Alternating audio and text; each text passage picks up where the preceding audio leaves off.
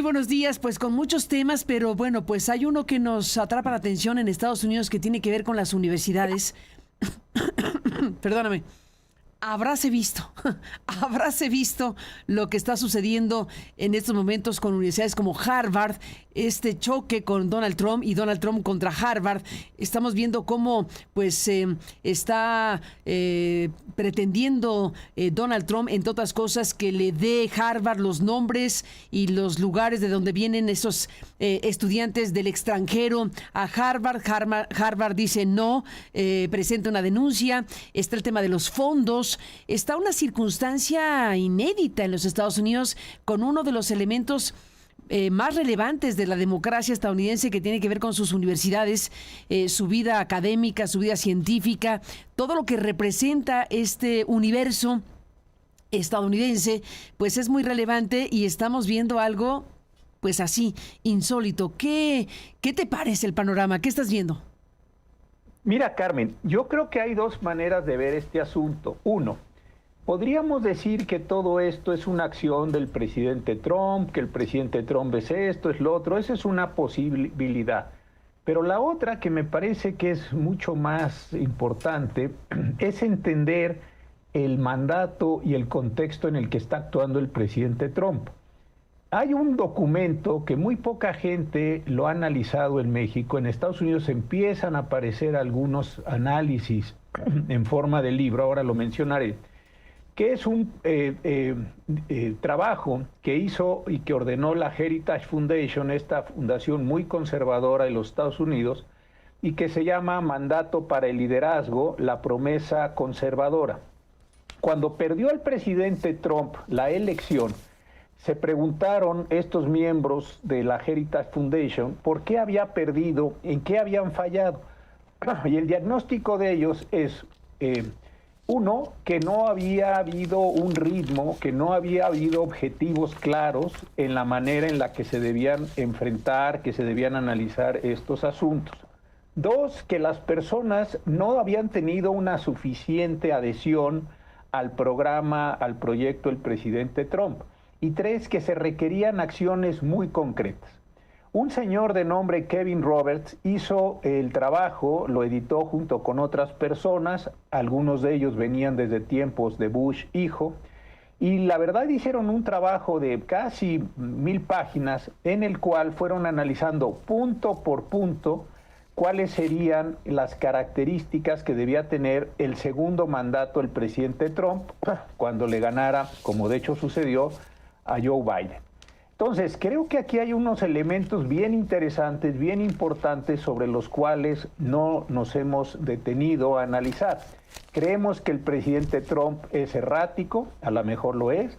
Creemos que el presidente Trump tiene todo el ritmo y que él es el que manda.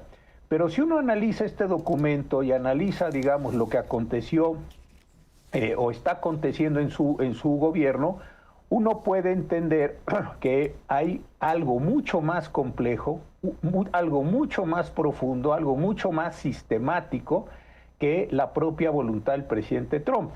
Hay un señor que escribe en The Atlantic, esta tan importante revista liberal, de nombre David Graham, hizo un librito que acaba de salir, se llama The Project, y en donde analiza cuántas de las órdenes ejecutivas que ha emitido el presidente Trump tienen que ver con el proyecto de la Heritage Foundation, y lleva un porcentaje altísimo. Y este porcentaje altísimo de cumplimiento se debe, y ahora voy a entrar en materia, a que en cada uno de los rubros se dice expresamente cuáles son las órdenes ejecutivas que tiene que emitir el presidente Trump. Hay un capítulo que es el 11, que se llama Department of Education, lo escribe una señora Lindsay Bork.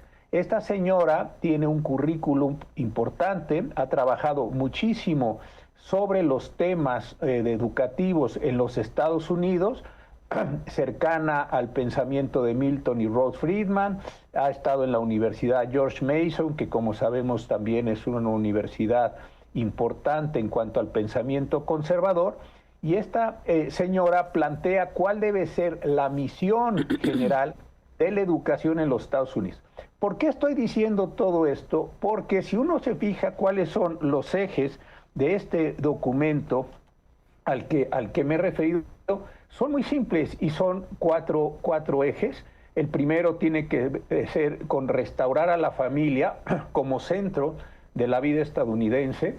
La segunda es desmantelar al Estado administrativo, porque no está haciendo o no se está compaginando con los intereses de Estados Unidos. El tercero es defender la soberanía nacional y las fronteras contra las amenazas externas. Y el tercero es lograr una bendición, una vida sobre los derechos. Esto es interesantísimo porque en el fondo, y el análisis lo puede uno ver en cuanto lee el documento, lo que hay es una idea del resurgimiento de un cristianismo nacionalista, así es como ellos se definen. Entonces, a partir de esta idea, lo que se está diciendo es tenemos que restablecer la condición en todos los frentes, pero uno, desde luego, muy particular, por lo que acabo de decir, es el de la educación. Si uno analiza este capítulo sobre la educación, desde luego están las primarias, lo que ya no se pueden enseñar programas de género, no se puede enseñar temas que tengan que ver con racismo. Se han retirado libros de las distintas librerías, por ejemplo, la librería de la Academia Naval de Anápolis, retiraron, lo vimos todos en los medios, una gran cantidad de libros, etcétera, etcétera, etcétera. Es en este contexto en donde precisamente está la condición de las universidades. A lo mejor se te olvidó también, déjame detener un segundito, perdón que te interrumpí. Claro, es que te escucho y me vino a la mente también, para agregar a lo que dices, pues esta ley que está avanzando para obligar a las escuelas a que exhiban los 10 mandamientos. Exactamente. Entonces no es algo que digas, bueno, un día se levantó el presidente Trump, como ha dicho mucha gente, porque tuvo un resentimiento contra Harvard. No es solo esto que también mucha gente ha comentado, es un proceso de los rednecks contra, como les denominan ellos, de forma muy peyorativa, o no es solo estas personas que están enojadas contra las élites. Es eso, desde luego, pero es mucho más, porque es un proceso bien importante en el cual lo que se busca es ir contra todos estos temas de género, todos estos temas de libertades, todo este tema de libre pensamiento que no vayan a favor o que no sustenten todo el proceso de esto que se denomina el catolicismo o el cristianismo, perdón, no es catolicismo, cristianismo nacionalista.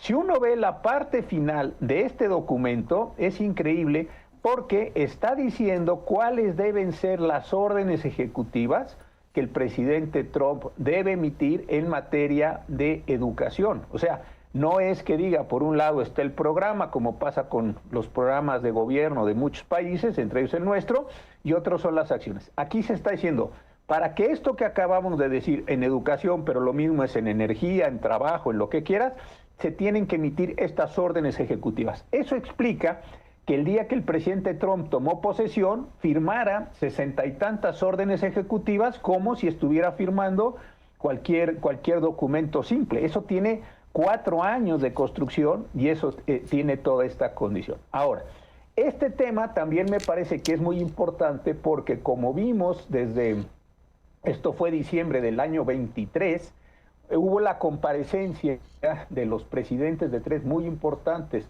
universidades del MIT, de la Universidad de Pensilvania y de la propia Universidad de Harvard al Congreso de los Estados Unidos, donde fueron cuestionadas por una republicana, una representante republicana, la señora Stefanik, en donde se acordarán los que vieron esto que fue particularmente virulenta y que produjo la caída de la presidenta de Harvard y produjo un cisma en todas estas universidades del este. Entonces, tampoco es que sea algo que acaba de acontecer ayer o que tiene que ver solo con la presidencia del presidente Trump. Es algo mucho más articulado, que es lo que quiero transmitir, es algo mucho más complejo y ahí sí se está presentando. En el caso concreto de la Universidad de Harvard y también con otras universidades, ya pasó esto con la Universidad de Georgetown, en particular con su departamento de Derecho y algunas otras universidades, lo que se les está diciendo es, ustedes están enseñando género,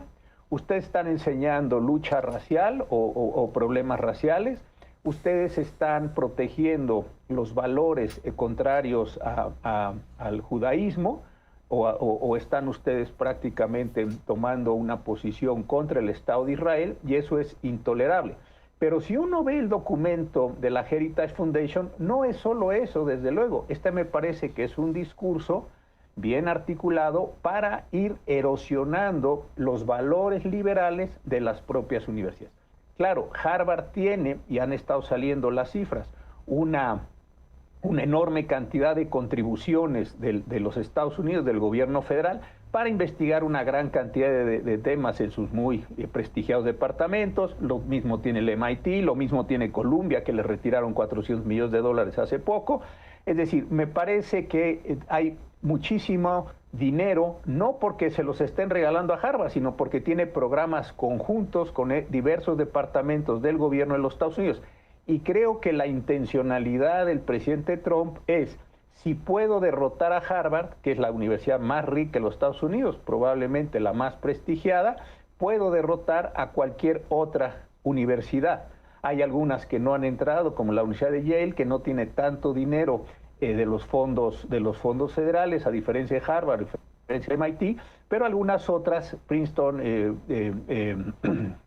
Columbia, la Universidad de Pensilvania, sí tienen estos fondos federales. Entonces creo que aquí habría que ver dos problemas. Uno es el de creer que todo esto proviene del presidente Trump, y no es así. El presidente Trump me parece que entró en una asociación muy importante con los gobiernos, con el pensamiento conservador, con este cristianismo nacionalista, para lograr el poder. Y estos movimientos, desde luego son muchos, no hay una unidad en ello, lograron hacer del presidente Trump su vocero. Creo que ahí hay una relación donde los dos están ganando o los dos están perdiendo, ya lo veremos eso en el futuro, pero Trump es el portavoz de algo mucho más complejo, algo mucho más profundo, que es esto. Está en internet, está ahí la liga, véanlo, es el proyecto 2025 de la Heritage Foundation, está en el PDF, y realmente es interesante tomarse un tiempo para leerlo, porque eso nos va a indicar, y creo que eso le convendría mucho al gobierno de México, entender la magnitud. Porque si lo que estamos tratando de hacer es suponer que todo esto depende de si el presidente Trump se levanta de buenas o de malas, eso creo que no nos va a explicar nada, pues, más que algunos comportamientos particulares. Creo que la raíz de todo este proceso está ahí. Y las personas que redactaron este documento, que coordinaron este documento, están en posiciones claves. Uno de ellos está en la oficina del presupuesto, que es donde ya sabemos se asigna el dinero, pero también se vigilan las responsabilidades. Lo que está aconteciendo con el Departamento de Justicia está claramente especificado en este proyecto, donde dice: el Departamento de Justicia no tiene que ser una condición neutra, no tiene por qué simplemente estar ahí. El Departamento de Justicia debe ser un departamento político que debe ejercer acciones políticas en contra de quienes no estén a favor de este proyecto. Creo que esta es la verdadera importancia del caso. Ahora, ¿qué aconteció? Como tú lo decías muy bien, se le fueron congelando fondos, ahí hay recursos contra ellos.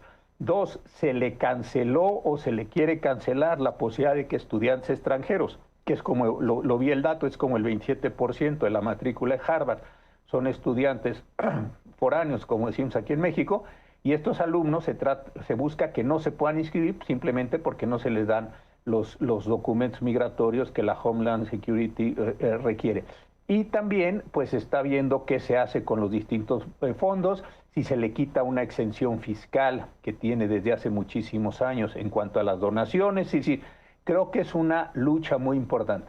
Pero creo que aquí Harvard solo es el enemigo a vencer porque, insisto, si el presidente Trump y el gobierno y el proyecto 2025 logra derrotar a Harvard, pues me parece que el resto de las universidades entrarán en una situación ejemplificante. Dirán, déjame ponerlo en mi propio lenguaje, si cae Harvard puede caer cualquier universidad. Por eso la batalla que está dando Harvard es tan interesante, no solo para efectos de la propia institución, sino para la educación superior en los Estados Unidos, y esta manera en la que se están tensando las relaciones, que también es muy importante entre el Ejecutivo y todo el sistema judicial.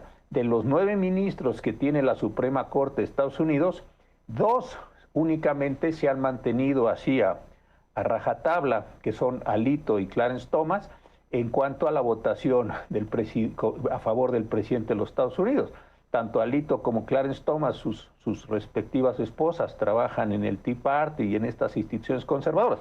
El resto, aun cuando fueron nominados algunos de ellos por presidentes, digamos así, republicanos, se han salido de esta ecuación y están entendiendo, el propio Chief Justice Roberts está entendiendo que es un momento mucho más complicado que darle la razón o al presidente Trump o que desarrollar en su integridad este proyecto de la Heritage Foundation, que, insisto, me parece clave para entender lo que está sucediendo en Estados Unidos, una parte muy importante, y no para suponer que todo es una persona que, insisto, resuelve, determina. Quien contraste las órdenes ejecutivas contra el proyecto, se verá, como decía el libro de David Graham, que hay una enorme cantidad de realizaciones por parte del presidente Trump a partir de esto. No todo es explicable así, como nada en la vida es explicable monocausalmente, pero sí hay muchos elementos que nos pueden dar la profundidad y la intencionalidad de lo que está aconteciendo, Carmen. Ni más ni menos, pues hay que revisar entonces este documento del Heritage Foundation, publicado en el 23, dijiste. No, publicó en el 25. 25. Es que, ¿sabes qué? Me quedé pensando, Alberto Asís Nasif escribió en el Universal algo relacionado con la Heritage Foundation de un documento del 23 también. Uh-huh. Y este que tú mencionas del 25. Exacto. Y este es un documento, déjame, lo tengo aquí en pantalla, me lo quise revisar, te lo digo ahora. Igual tiene razón Alberto, el dato grande. Bueno, el proyecto es 2025, ¿no? Proyecto 2025. Es 2025, he estado publicado en el 23, tienes toda la razón. Yo leí un librito. Tiene Alberto Asís, que es quien refiere también este documento. Mira, en su artículo. Que puse en pantalla, exacto, lo conseguí hace poco, lo pueden ver las personas, y es una muy buena síntesis de este proyecto, que no se quiere echar las 1000 páginas, pues con este librito de 120 tiene una buena síntesis. Y explica muy bien, yo había ojeado el proyecto, algunas partes que me interesaban, pero este proyecto sí me parece que recoge la sustancia, quiénes son los sujetos. Y de verdad creo que a quienes están en el servicio exterior, quienes están negociando con los Estados Unidos, etcétera, sí me parece que sería muy importante que tuvieran una inmersión, por decirlo de esta forma, en este proyecto que se llama Mandate for Leadership de Conservative Promise. Creo que es muy importante, por si no nos quedamos con hoy amaneció de malas, hoy amaneció de buenas. Totalmente. Y eso no explica nada más que comportamientos individuales muy sesgados. Ni más ni menos, pues muy importante lo que nos compartes esta mañana, doctor José Ramón Cosillo. Y pues sí, efectivamente, no es que estemos viendo un conjunto de ocurrencias, independientemente de que las haya también, pero estamos hablando de un eje claramente diseñado, pensado, calculado con este propósito. Así es. Y de veras que cuando uno ve, por ejemplo, educación, al final dice, para realizar lo que está así, el presidente de Estados Unidos debería emitir las siguientes órdenes ejecutivas. Y las enlista, O sea, no es, a ver, las enlista, 1, 2, 3, 7.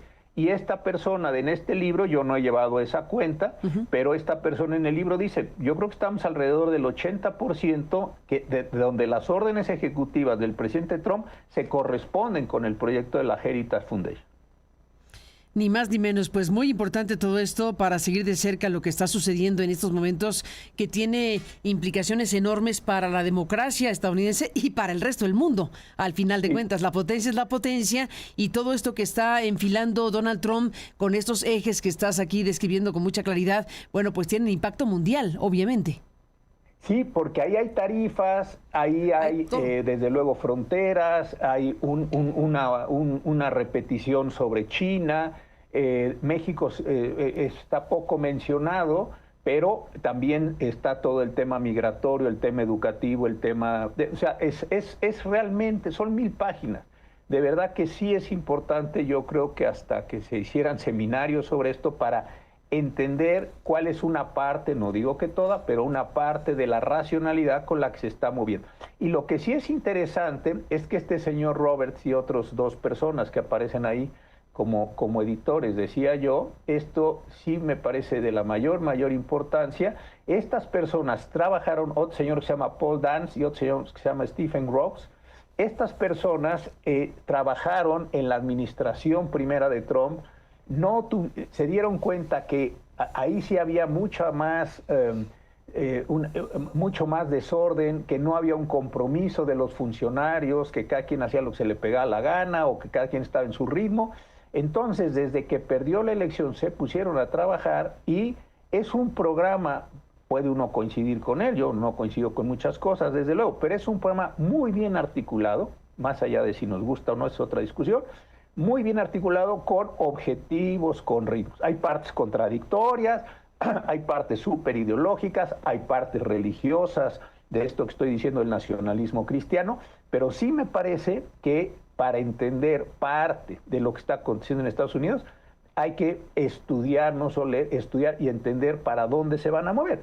Sobre eso me parece que se podía. Pero como dices tú, aranceles, fronteras, procesos migratorios, la propia posición de los Estados Unidos de una introspección hacia su cristianismo, etcétera, me parece que es muy importante. Y algo que a mí sí me sorprendió del documento y del libro de Graham es esta idea de tenemos que volver a nuestros valores originales, tenemos que volver a ser una nación donde la familia, los valores cristianos tradicionales, etcétera, reinen sobre la administración, sobre los procesos políticos. Yo creo que ahí hay una cosa muy complicada de entender por la vida que ha llevado el presidente Trump en los negocios, en su vida privada, etcétera, y al mismo tiempo la búsqueda de establecimiento de estos valores de una muy profunda raigambre cristiana. Creo que todo eso sí es muy importante que lo comprendamos como un país, como dices tú, pues que tiene tantas relaciones de muy diversa naturaleza con los Estados Unidos. Ni más ni menos, pues aquí queda esto que nos explicas y nos compartes, doctor José Ramón Cosío, muy importante, sobre todo cuando estamos viendo pues esta confrontación con las universidades, no es casualidad, no es ocurrencia, tiene todo esto que estás aquí detrás, al final de cuentas explicando, y bueno, pues visto lo visto, seguiremos hablando del tema, José Ramón, si me lo permites. Claro que sí, Carmen, querida. Gracias por todo. Muy buenos días. Igualmente. Para todos. Gracias a ti, doctor José Ramón Cosío. Gracias y buenos días. Pues ahí está, para revisarse estas casi 1000 páginas del proyecto 2025 del que habla el doctor Cosío. Y bueno, pues también recomendable revisar lo que escribió Alberto Asís Nasif. El trumpismo tiene marco teórico. Es un texto que escribió en El Universal, en donde se detiene a desglosar precisamente este proyecto 2025. 922 páginas que se estructuran en 30 capítulos y en 5 grandes apartados, dice Asís Nasif. 1, tomar las riendas del gobierno. 2, la defensa. 3, el estado de bienestar. 4, la economía. Y 5, las agencias reguladoras. Este es el marco teórico del trumpismo y varios de sus autores, dice Alberto Asís, hoy forman parte del gobierno de Donald Trump. Ahí está esto que es obligado, este marco teórico en el cual pues están surgiendo las decisiones de política pública y decisiones políticas de alto nivel del gobierno de Donald Trump, con estos ejes principalísimos que se explican aquí y que dan sentido a lo que pretende, que es, al final de cuentas, una transformación de esta naturaleza.